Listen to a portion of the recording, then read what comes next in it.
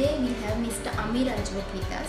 He is the Acting Director General for the East Asia and Pacific Division from the Ministry of Foreign Affairs Sri Lanka. And he is also one of our distinguished speakers for the seminar on the 11th of August.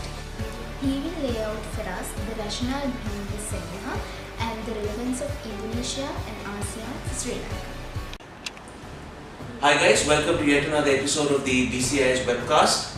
On this episode we'll be focusing on ASEAN and its relationship with Sri Lanka, since we have a seminar coming up on Thursday on it. We have a special guest today to discuss it in brief with us, Mr. Amir Rajwat. First of all, good afternoon, and I'd like to start off this conversation by asking you, what exactly is the relationship that Sri Lanka has with ASEAN? Well, thank you for this opportunity, of course.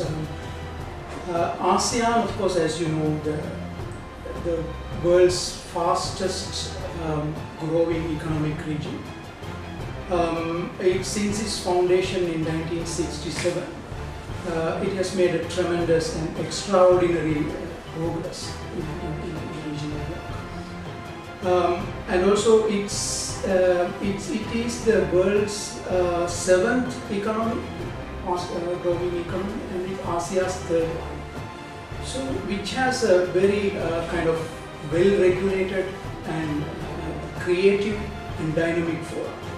So, not only ASEAN, there are 10 countries, and also it has expanded its membership or engagement with other countries outside the region as well. For instance, there is an ASEAN plus 3, Japan, Korea, and other countries like China, India, and all. They all have a dialogue partnership with ASEAN. So it's an inclusive regional bloc.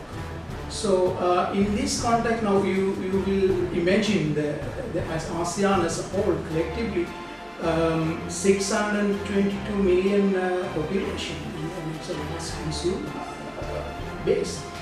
And also with China and India and other regions, so it's definitely billions of people engaged with ASEAN. So now in this context, I think Sri Lanka's relevance to ASEAN is very important, because Sri Lanka is Sri Lanka's geographical, geopolitical location, and there's also we call it a hub in the Indian Ocean. So ASEAN, Sri Lanka's relevance to ASEAN is very important. So that's why now we have already joined in ASEAN's one of the parts of ASEAN, which is called ARF. That means ASEAN Regional Forum. So which focuses on security dialogue and prosperity and development and prosperity.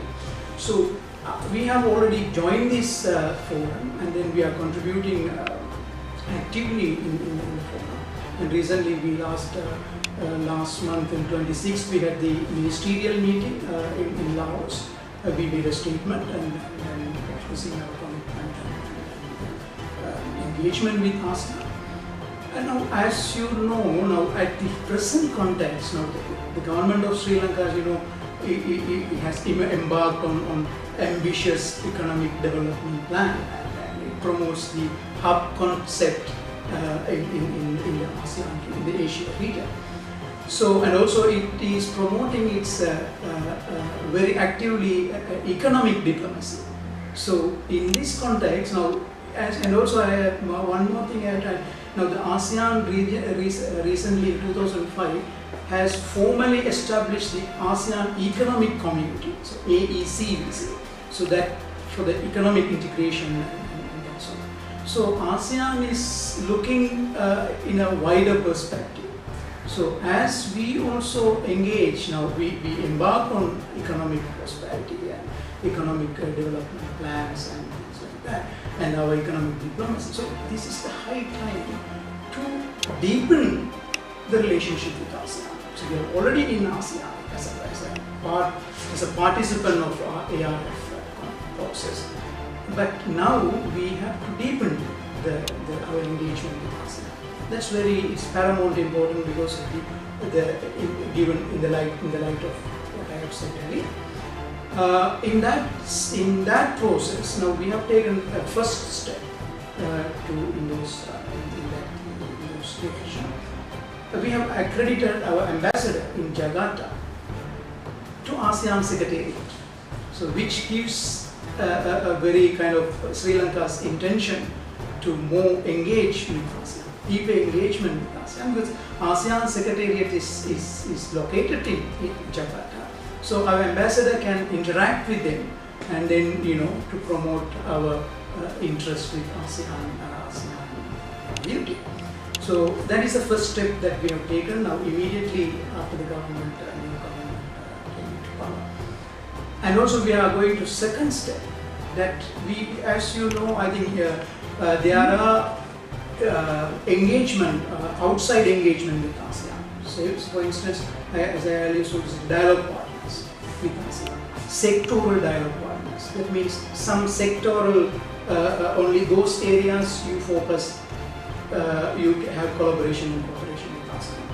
So we have applied, we have to go a little further to apply for the full dialogue partnership.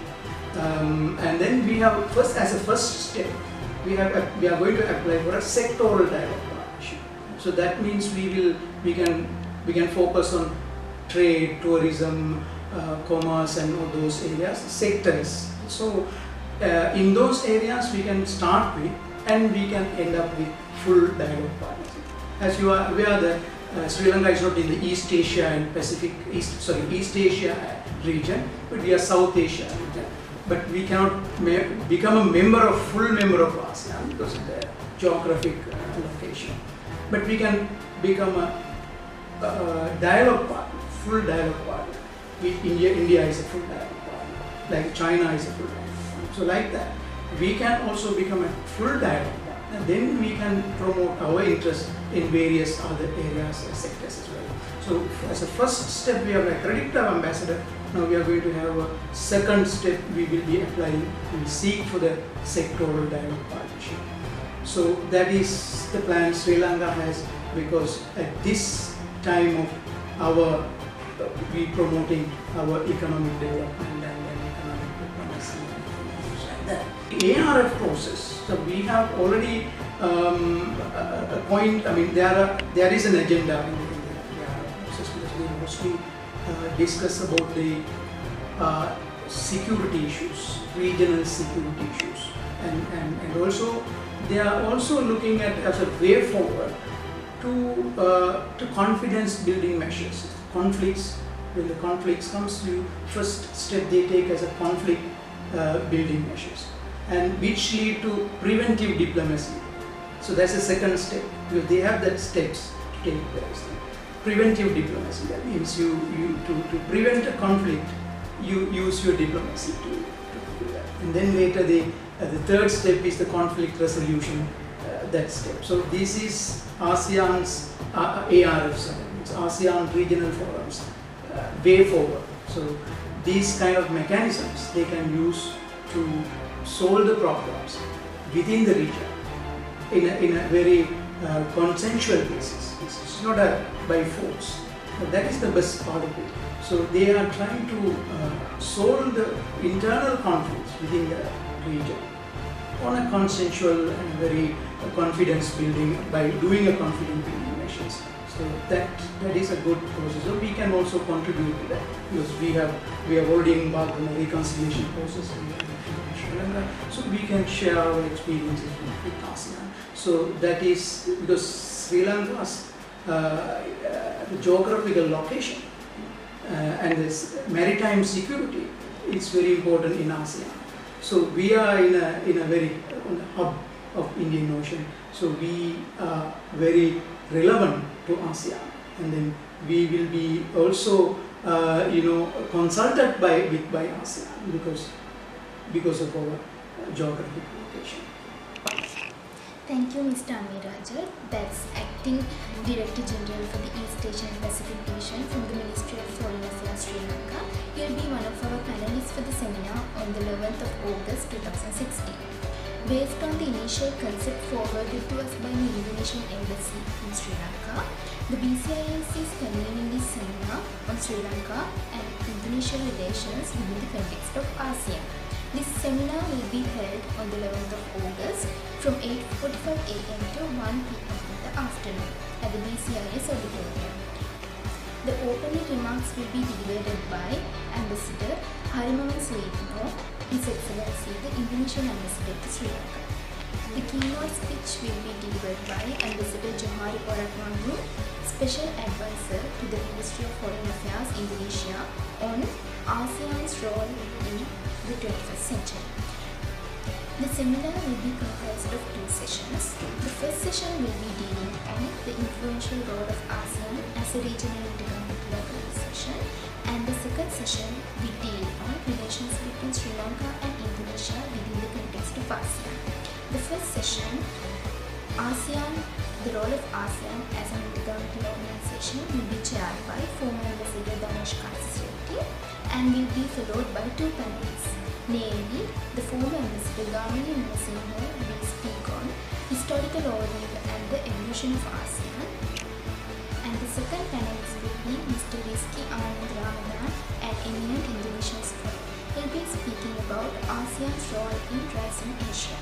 The second session, Sri Lanka's and Indonesia's relations within the context of ASEAN, will be chaired by Mr. Dilip Mudandenda, Head of Brand Marketing for Cinema and Hotels and Resorts, and will be followed by two panelists, namely Mr. Oil Amir Ajwad, the Acting Director General for the East Asian and Pacific Division for the Ministry of Foreign Affairs Sri Lanka, and he will be speaking about Sri Lanka's relations with Indonesia and Sri Lanka's engagement with ASEAN. And our second speaker, Dr. Rohan Tatukorla, the chairman for the Lanka Satasa Limited and the former chairman for the Sri Lanka Tourism Promotions Bureau, will be speaking about improving Sri Lanka's bilateral relations with Indonesia in the future. The nature of this seminar is to create a forum to discuss, debate and disseminate knowledge on further exploring potential relations between Sri Lanka and Indonesia within the context of ASEAN. Thank you for watching. Please subscribe.